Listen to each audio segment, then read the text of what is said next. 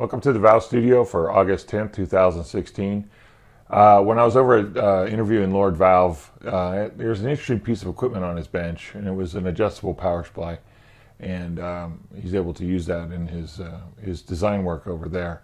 I need something over here that's a little bit more elaborate than that. So I've been working on a project in my spare time to actually create a power supply for a tube amplifier design. And that power supply is going to be able to provide me filament voltages of 12.6, 6.3, and 5 volts, as well as negative voltages for the biasing. Then I'll also be able to independently set the screen as well as the anode voltage or plate voltage up to 500 volts. So I have this giant box in Vision that has lots of meters on it, both analog and digital, and provides me all these different kind of voltages. I can keep, as opposed to just using like a regular transformer with a variac, that's going to also change the output of the filament voltages, and I don't want that. I want to be able to vary the output voltage up to 500 volts at 200 milliamps while maintaining all the filament voltages exactly where they need to be. It's quite elaborate, the power supply I'm kind of envisioning. And hopefully it's not going to be too large. One of the components that I ordered a bunch of different types of things I'm evaluating, and one of those things came in today, and I want to talk about it. It's a little switching power supply right here that I found on AliExpress for probably about $25, $25-$30. And what this is it's an adjustable switching power supply from 0 to 50 volts at 0 to 5 amps. So if I put in 50 volts into this thing, I can get out anywhere in between there. And I'm going to incorporate 2 of these into my power supply for general purpose use. I'm going to go ahead and show you this today. I'm going to unbox this, and then I'm going to go in next door, and I'll show you a demonstration of it connected up to an electronic load, and we'll kind of run this through its paces. But this is really impressive for $25. So let's go over to the bench here.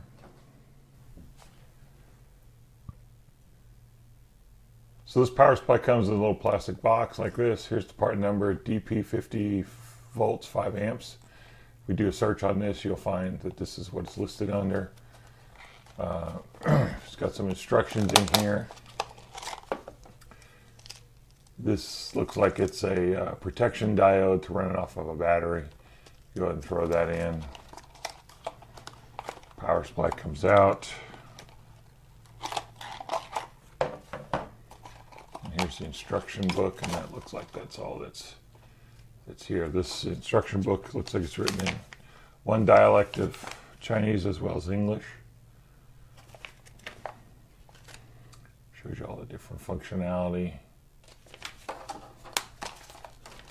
All right, get this out of the way. Let's take a look at this thing. So here's your switching inductor itself.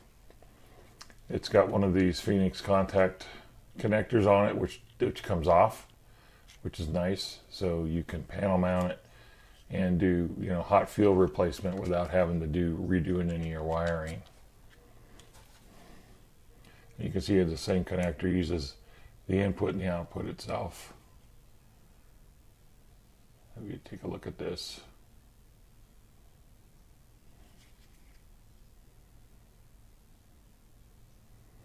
Okay, so I have another one of these things wired up. I got it wired up to a battery today. So it's booting up. You can see down here it says VN is equal to 12.68. That's the battery voltage itself. The output is off. So this is not on. This is not an on-off switch. This is output enable, disable. And this little light down here is going to turn green when I got it on. And then this thing is up here is going to actually change. The set voltage is set at 5 volts and 5.1 amps. So when you turn it on, this goes to 5 volts right there. And over here, I have a lock, a check mark, which means that I'm operating normally, not in some kind of current limiter mode or overprotection mode. And CV is a constant voltage. And then this guy here turns green when the output is enabled. These over here are the way I set the menus. The way you end up setting the menus, you'll have to play around with this a little bit, but if you want to just quick do a voltage or current set, you can hit this once. It puts you up here, and then this knob becomes functional, and you can click over and set which value, which digit you want to change. You can kind of see what I'm changing. So there's 9.4, and then if you keep going over, you can get over here and change the current limit as well. And then you just hit the set again, and it commits it. If you hit the set twice, it brings up this menu. This thing has 8 kind of groups of settings. I'll change this over here so you can see this. We have V set, I set, which are these two up that you saw up here. And then you have these over voltage protection ones. You have 3 of them. If you get above 51 volts, this thing will turn off. It'll disable the output, I should say. Over current, I'm set at 5.1. If I get over 5.1 amps, it'll disable the output, as well as over power. You can set in these individually, and they're independent of these 2 set points up here as well. Down here, this is the current setting that you're working on, preset. We're working on M0. The unit comes on when it first powers up. It recalls M0 settings, and this on-off over here is whether or not the output is enabled when you recall a group. So you go and you change these settings. It's kind of cryptic to kind of figure out how to do this, but you end up doing it. You end up learning how to do it, and but then you can cycle through all the different settings. Right now they're all set on, well, they're set to 5 and 5.1. Yeah, they're all set to the same thing. Then when you're done, you press and hold the set button down, and that actually saves all the settings. And then you can go back here and go back to our big menu. M1 and M2 are preset. They're special buttons. So if you end up holding down this button, it recalls M1. And what you're going to see is it's going to say M1 over here on this side, and this went back to 5 volts here. The middle button recalls M0. So if you hold the middle button down, it'll switch over to M0, and same with M2. And then you can change this. You can easily recall one of the settings by pressing and holding. Let me see, I think you press and hold this down. And then what happens is this thing shows up over here, and then you can use the knob and cycle through all the different settings to recall the one you want. So it's really easy to have all these different settings in this thing, but it does power on to M0. It's a really nice unit. You can kind of see how big it is from my hands, but unfortunately I have big hands. And I don't have anything that you would know the reference of around here on the bench. Oh, that's kind of blows. Well, anyway, hold on, I'll show you what the size of this thing is.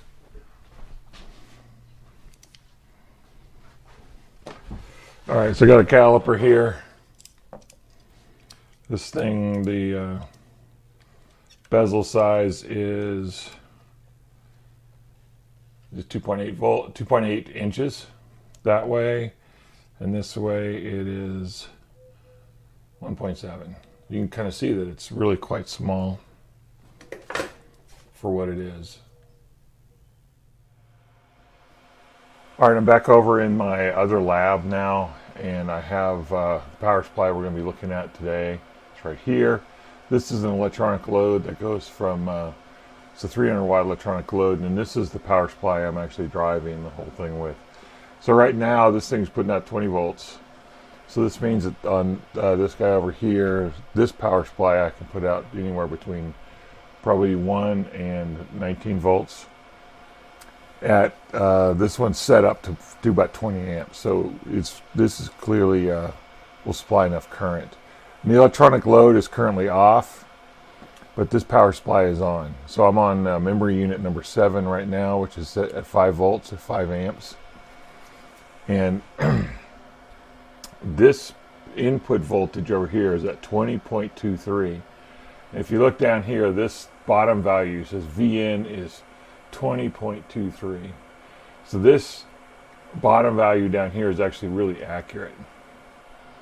These wires that I got everything connected up with are pretty small gauge, so when I start pulling large currents, we get a kind of a big voltage drop across these, and I'll show you that in just a minute. Right now, this power supply is on because this little green light is on. I can turn it off, and when it turns off, this display goes to 0, and this goes to 0 as well. So this is set at 5 volts. So if we turn it on, we got 5 over here and 5.02 over here. This thing's probably never been calibrated, so it's probably a little bit off. But I'm well within 20 millivolts right there. I can turn on the output over here, so I start drawing some current. So now you see that I'm at 0.79 amps over here, and this is 0.788 over here. So this is probably more accurate. The accuracy of this claims down to 1 milliamp accuracy. This output voltage went to 4.97. So we're getting, and this is at 4.9. So we're getting 50 millivolts of drop across here because we're drawing out 800 milliamps through this wire. What I'm going to do is turn the current up. I'm going to turn the load so that this draws more power. All right, so I'm going to go ahead and go up to, I'll go up to about 2 amps. So now I'm drawing 2 amps over here, 2.04. This is 2.037. So we're still within, this accuracy is not as accurate as this thing over here. Now what's interesting, this is a switching power supply, and you can tell that because I'm able to put out 2 amps out of this thing. But my source power supply, I'm only pulling 560 milliamps out of at 20 volts. So it really is truly a good switching power supply. I'm sure if you went and measured what 20 times, this is 20 volts at half an amp, so this is about 10 watts here. This is delivering 4.97 at 2 amps, so this is another about 10 watts as well. So right now the efficiency of this is actually really very good. I'm going to go ahead and go up a little bit more. Now I did measure this. I'm at 4.44 amps now. You can see I'm still 4.44. This thing says I'm delivering 5 volts, but actually this is getting 4.67, so I'm getting 400 millivolts of drop across my wire. This doesn't look like it has a provision to bring out the source lines back over to your load. What do you expect? It's $25. All right, what I'm going to do is I'm going to turn the load off. And I want to go back down to a smaller setting. I have M1 group set to 12.6 for at 100 milliamps. That is to look at 12 AX7s or whatever, 12 volt tubes at 100 milliamps. So what I got to do over here is, you see I'm getting 12.6 out. I'm going to show you this thing going in the current limit. If I turn the load on, actually I got to turn this up a little bit. All right, so the load is on right now, and you can tell that because I'm drawing out about 60 milliamps on both sides. The current limit over here is set at 100 milliamps. So if I keep turning this down, eventually I'll get to 100 milliamps. And what's going to happen is, see where it says CV there? We're in the constant voltage now. That's going to change to CC. So I'm going to go into current limit mode, and this is going to only put out 100 milliamps, and it's going to vary the voltage at that point. So it changed to CC. So this is all working. So I'm drawing 100 milliamps out. So this is actually working really well. This is on group number M1. M2 is 6.3 filament voltage. So if you hold this M2 button down, it changes to 6.3. Well, my current limit now is set at 1.1. So you can go into the menu and system on this and change all that. You can also do a real quick set by just hitting the set button, and then your your knob actually that goes in and engages that set button.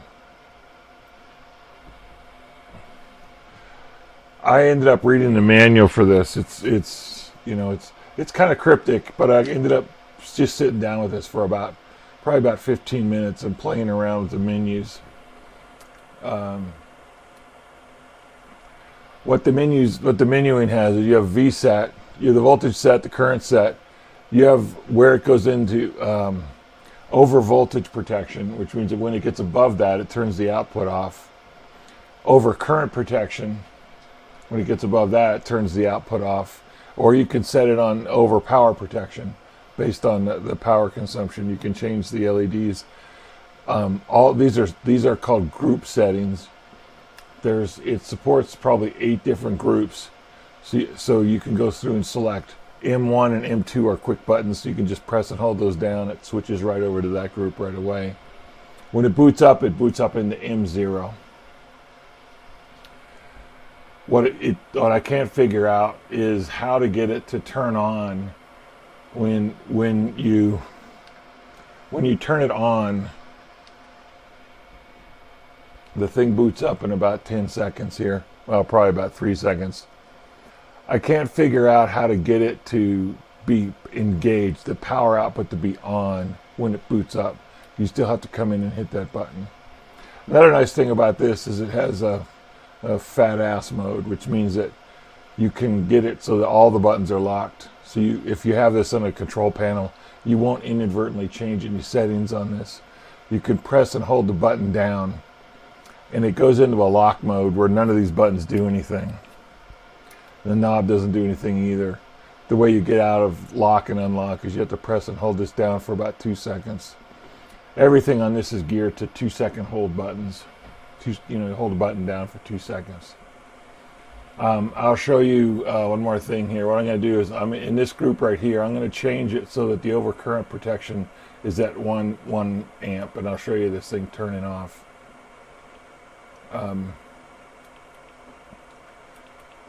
Okay, so if you come down here, I'm going to change this one here. This is overcurrent. I'm going to set this down at about 500.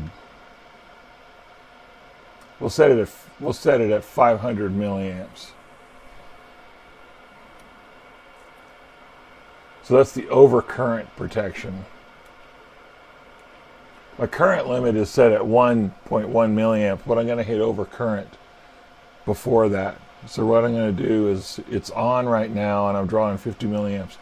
I'm going to turn the load down, and what you're going to see is when I get above 500 milliamps, it's going to turn its output off, and so this value here as well as this value up here are going to go to 0 when I get above 500 milliamps.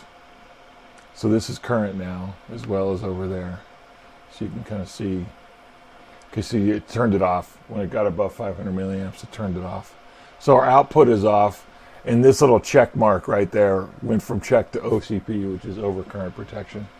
Now, the way you can turn it back on is you just have to hit the on button back, and it goes back to where it was. One more thing that I noticed about this thing. When I was running at full current, at about 5 amps, I put a voltmeter on these 2 leads, which is the delivered voltage, and I measured out about 8 millivolts of AC signal on this. So the output of this is very clean from a switching perspective. I don't know what frequency it's running at, but it works really well.